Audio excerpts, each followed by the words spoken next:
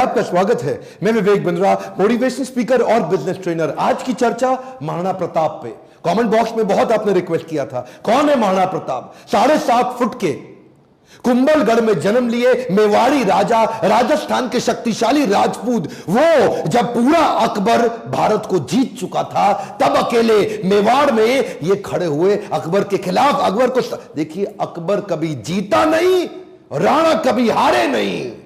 कौन थे महाराणा प्रताप? जब हल्दी घाटी का युद्ध हुआ था, 80,000 की सेना थी अकबर की, 15,000 की सेना थी महाराणा प्रताप की। ध्यान दीजिएगा, वो 80,000, ये 15,000। राणा बोलते थे एक आदमी 5 को खत्म करेगा। ध्यान दीजिए, अकबर की सेना में दम था। कम ऑन, अकबर की सेना में दम था, राणा के सीने में दम था। राणा कभी हारे नहीं, अकबर कभी जीता नहीं। शुरू से शुरू करते हैं। 9 मई 1540 को इनका जन्म हुआ कुंभलगढ़ में। महाराणा उदय सिंह और माता जयवंती बाई। माता जयवंती बाई इनकी न केवल मां थी, बल्कि इनकी पहली गुरु भी थी। बचपन से इनमें लीडरशिप क्वालिटी इतनी ज्यादा थी कि खेल खेल में ये बच्चों के लीडर बन जाते थे, उनकी टीम बना देते थे, उनके रोल, उनके गोल डिसाइड कर देते थे। और उसी समय अस्त्र शस्त्र, पूरी आर्मी की, मिलिट्री आर्मी की पूरी ट्रेनिंग ले ली इन्होंने। परिवार में कई लोग थे। सिसोदिया वंश में बप्पा रावल, राणा हमीर, राणा सांगा, राणा प्रताप, लेकिन महाराणा केवल राणा प्रताप को बोला गया। देखिए, महाराणा उदय सिंह की दूसरी पत्नियां भी थी। उनमें से एक थी महारानी धीरबाई, जो चाहती थी कि उनका पुत्र जगमाल राजा बन जाए मेवाड़ का, और बाकी पत्नियां चाहती थी कि उनके बच्चे राजा बन जाए। यह था परिवार में टूट फूट। अकबर बहुत तेज था, वो जानता था कि बड़ा आसान तरीका है, इन्हीं राजपूतों को आपस में लड़वा दो, कुछ को अपने साथ ले लो, बाकियों को खत्म करना आसान हो जाएगा। वही हुआ, राजपूतों में आपस में लड़ाई हो गई। जब जब घर टूटेगा, तब तब पड़ोसी आके लूटेगा। यही हुआ, हर बार ऐसा होता आया है। यह पहली बार तो हुआ नहीं है। 326 बीसी के अंदर जब सिकंदर भारत आया था, तो महाराजा आम्बी ने पोरस को धोखा देके उनसे संधि कर ली। पोरस हार गए।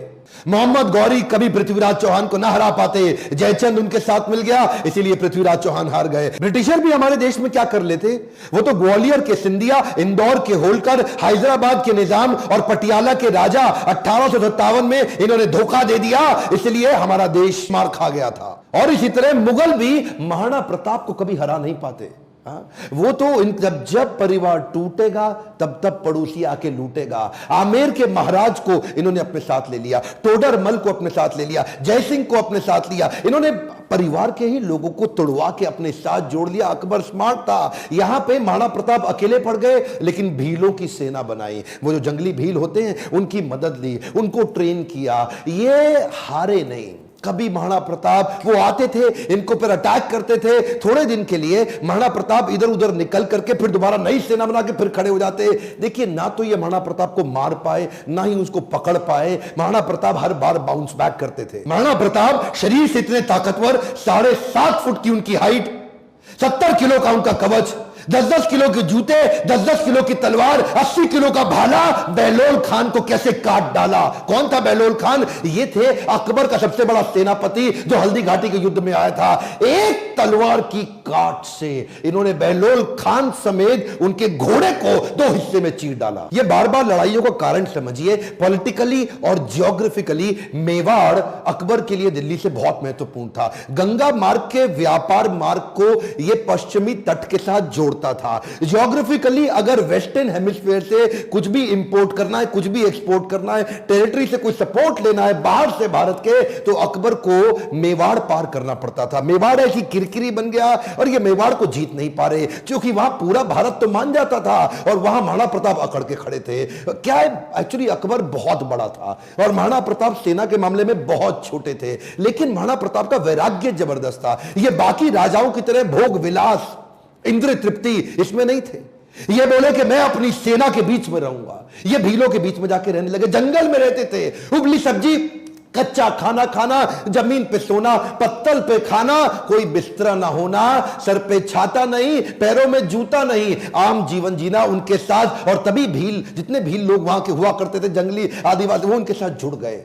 वो तन मन धन से जुड़ गए। वो कहते थे अगर आप कहीं अभी गर्दन कटवा देंगे। अकबर इसीलिए घबराता था। अकबर ने कई बार कई लोगों को भेजा। इन्होंने टोडरमल को भेजा, इन्होंने राजा मान सिंह को भेजा, इन्होंने और हिंदू राजाओं को भेजा कि तुम जाके इनको समझाओ। जलाल खान, कोरची, भगवान दास सब आए। एक्चुअली 8 बार प्रपोजल लेके आए। एक प्रपोजल तो महाराणा प्रताप को क्या दिया कि आधा हिंदुस्तान तुम्हारे नाम कर देंगे, बस मेवाड़ हमारे लिए छोड़ दो, हमारा आधिपत्य स्वीकार कर लो। महाराणा प्रताप क्या जवाब देते? वो तो महाराणा प्रताप है।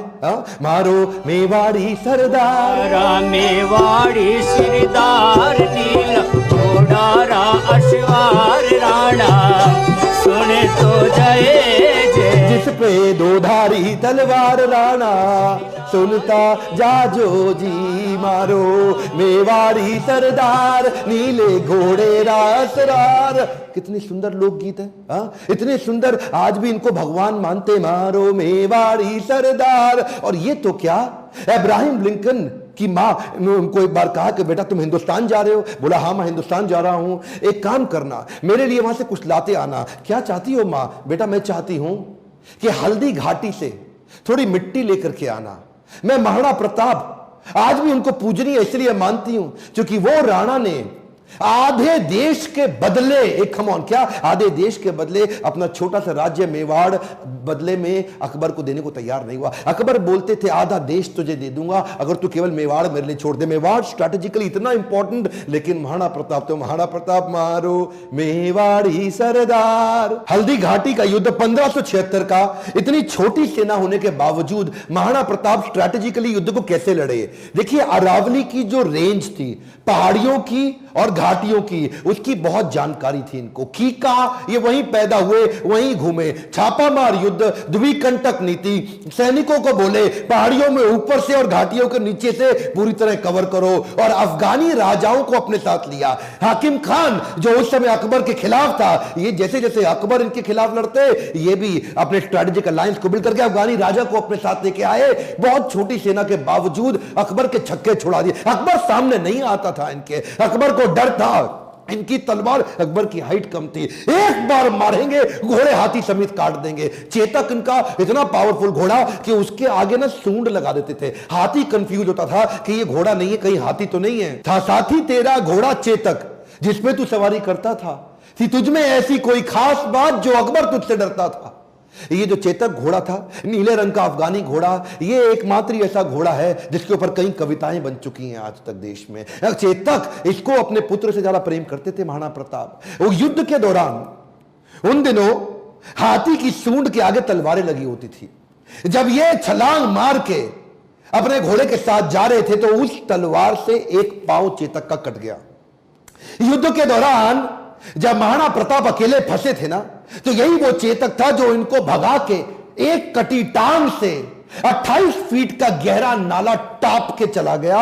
अपने राजा को पहले उसने बचाया और उस छलांग के कारण अपने प्राण त्याग दिए। और केवल चेतक ही नहीं, महाराणा प्रताप के पास एक हाथी भी था जिसका नाम था राम प्रसाद। राम प्रसाद की अहम भूमिका थी हल्दी घाटी के युद्ध में। इस रेख राम प्रसाद हाथी ने कम से कम 8 हाथी अकबर के खत्म कर दिए और कई घोड़े मार दिए। राम प्रसाद के आगे जो तलवार लगी थी वो बड़ी खूंखार थी। अकबर का पूरा फोकस था कि राम प्रसाद को किसी तरह अपने साथ ले जाऊं। अकबर ने 12 हाथियों का चक्रव्यूह बनाया और जो राणा प्रताप का राम प्रसाद हाथी, उसको कंट्रोल किया महावतों की मदद से और उसको किसी तरह अपने साथ ले गए बंदी बना के। ये राम प्रसाद, इस हाथी का बाद में नाम बदल के अकबर ने पीर रख दिया।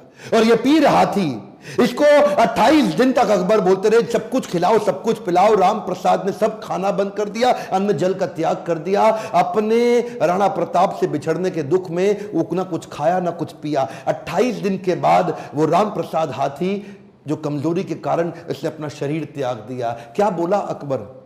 अकबर बोला जिस महाराणा प्रताप के हाथी ने मेरे आगे सर नहीं झुकाया, मैं उस महाराणा प्रताप का सर कैसे झुकवा दूंगा। 1580 में अकबर ने फिर ट्राई किया। इस बार अपने अब्दुल रहीम खान खाना, जो उनका सबसे शक्तिशाली सूबेदार, उसको सूबेदार नियुक्त किया इस बार अजमेर में। और क्या बोले, मैं तुम्हें जिम्मेदारी देता हूं कि तुम इस बार मेवाड़ को किसी तरह जीत के मुझे ला दो, मुंह मांगा इनाम दूंगा अगर महाराणा प्रताप को पकड़ लाए। इधर कुंवर अमर सिंह जो कि सेनापति थे महाराणा प्रताप के, उन्होंने अब्दुल रहीम खान खाना को कंफ्यूज करने के लिए शेरगढ़ के पास एक अटैक किया। अब्दुल रहीम खान खाना का जैसे ही ध्यान भटका, कुंवर अमर सिंह उधर उनकी बेगम सहित उनके परिवार को बंदी बना के ले आया, उनकी बहू बेटियों को ले आया। पर जैसे ही महाराणा प्रताप को बात पता चली, उनको बड़ी आत्मग्लानि हुई, बहुत बुरा महसूस हुआ। आज भी यह बात सब जानते कि महाराणा प्रताप स्त्रियों की बहुत सम्मान किया करते थे। अब्दुल रहीम खान खाना की पत्नी, उनकी बेटी, उनकी बहू, उनके बच्चों, सबको पूरे सम्मान के साथ कहा वापस छोड़ के आओ, वापस लेके आओ, युद्ध जंगे मैदान में करेंगे, औरतों को नहीं, औरतों की इज्जत पूरी इज्जत से वापस करेंगे। हल्दी घाटी का युद्ध इतना खौफनाक था कि 300 साल के बाद भी आज वो हल्दी वाली मिट्टी, उससे खून निकलता था। आज भी तलवारों के जत्थे मिट्टी के नीचे से निकलते थे। इतना खौफ कि युद्ध के बाद भी सिक्का, करेंसी, मुद्रा अभी भी महाराणा प्रताप के नाम की चलती थी, अकबर के नाम की करेंसी तक नहीं चल पाई। अकबर इतना घबराता था उसके नाम से कि कहता था रात को सोने से पहले कोई महाराणा प्रताप का नाम मत लेना मेरे आगे। महाराणा प्रताप का नाम लो है तो रात को सपने में आकर के मेरे को डराएगा। महाराणा प्रताप का खौफ इतना ज्यादा, एक बार की बात थी, एक अफवाह उड़ गई कि महाराणा प्रताप जो है ना, वो अपनी हार स्वीकार कर रहे हैं और अकबर का आधिपत्य स्वीकार करने को वापस आ गए हैं। तो उन दिनों अकबर के राज्य के अंदर जो बीकानेर के राजा हुआ करते थे, पृथ्वीराज राठौड़, इन्होंने राठौड़ को बुलाया, देखो पृथ्वीराज क्या खबर आई है, महाराणा प्रताप आने को तैयार है। अब उन्होंने हार स्वीकार कर लिया। पृथ्वीराज राठौड़ माने नहीं, उन्होंने चिट्ठी लिख दी। पृथ्वीराज राठौड़ ने तुरंत महाराणा प्रताप को एक पत्र लिखा और पत्र में लिखा कि मुझे विश्वास नहीं हो रहा यह बात सुन के कि क्या अब जंगल का शेर सियारों के साथ रहेगा, क्या सूर्य अब बादलों के पीछे छुप जाएगा, क्या चातक अब धरती का पानी पिएगा, क्या हाथी अब कुत्ते के जैसा जीवन बिताएगा, क्या तलवारें अब मयान के अंदर चली जाएंगी, राजपूतानी अब विधवा हो जाएगी। आपकी सौगंध, ये बात सुन के मेरा दिल कांप उठा है, मेरी मूछें तनी हुई नीचे चली गई हैं। कृपया आप ही बताएं ये बात कहां तक सही है। पृथ्वीराज राठौड़ का पत्र पढ़ते ही महाराणा प्रताप की आंखों में क्रोध से लाल हो उठी। महाराणा प्रताप कहने लगे, बादलों में वो क्षमता कहां है जो सूर्य को रोक सके, शेर की मार सह सके, ऐसे सियार ने कभी जन्म नहीं लिया। धरती का पीने के लिए पानी चातक की चोंच बनी ही नहीं है और कुत्तों की तरह जीवन जीने वाले हाथी की बात आज तक हमने सुनी ही नहीं। महाराणा प्रताप बोले, भूखा प्यासा रह के भी मेवाड़ की रक्षा करूंगा, अपने प्राण जाने दूंगा पर मेवाड़ नहीं जाने दूंगा। बहरहाल इसी दौरान अकबर को समझ आ गया महाराणा प्रताप को मैं हरा नहीं सकता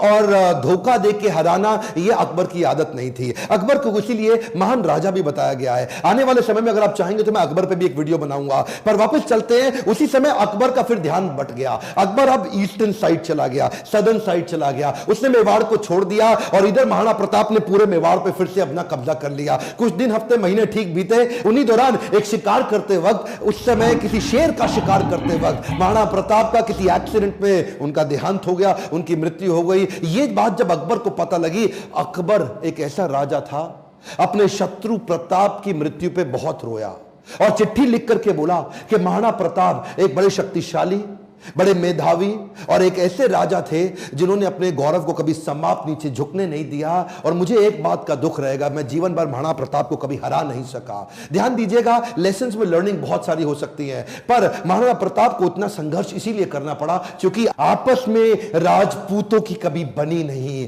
ध्यान दीजिएगा, जब जब घर टूटेगा आपका पड़ोसी आपको लूटेगा। सिंपल सी बात है साहब, जब जब भारत बटा है तब तब भारत टूटा है। वैसे तो अब इस समय इलेक्शन आने वाले हैं, मेरा फोकस पॉलिटिक्स पे नहीं है, आपकी ग्रोथ और डेवलपमेंट पे है, पर फिर भी ये आप किसी तरह आरक्षण से, जाति से, धर्म से अगर ऊपर उठ सकते हैं, क्या आप हेल्थ की, एजुकेशन की, ग्रोथ की, इकोनॉमी की, नेशनलिज्म की बात करते हैं? अगर नेशनलिज्म बिल्ड होगा, अगर पूरे देश का फायदा होगा तो खुशहाली सबके यहां आएगी। देखिए ध्यान दीजिए, अगर देश में खुशहाली आएगी तो फायदा पूरे देश का होगा, 1, 2, 4, 8 का नहीं होगा। मैं आपको एक रिक्वेस्ट करूं, बाकी सब ठीक है, लेकिन महाराणा प्रताप के इस वीडियो को, जो कि हमारे कोर्स करिकुलम में पढ़ाया नहीं जा रहा, इनके बारे में एजुकेशन सिस्टम में बताया नहीं जा रहा, क्या आप इनका वीडियो पूरे देश में फैलाना चाहेंगे? राष्ट्र हित में आप इस वीडियो को व्हाट्सएप ग्रुप में डालिए, let people know and understand about Maharana Pratap. Akbar कभी जीता नहीं, प्रताप कभी हारे नहीं। अकबर की सेना में दम था, प्रताप के सीने में दम था। मेरे साथ जुड़े रहने के लिए, चैनल को सब्सक्राइब करके वीडियो को लाइक और शेयर करने के लिए हर बार की तरह आप सबका प्रेम से बहुत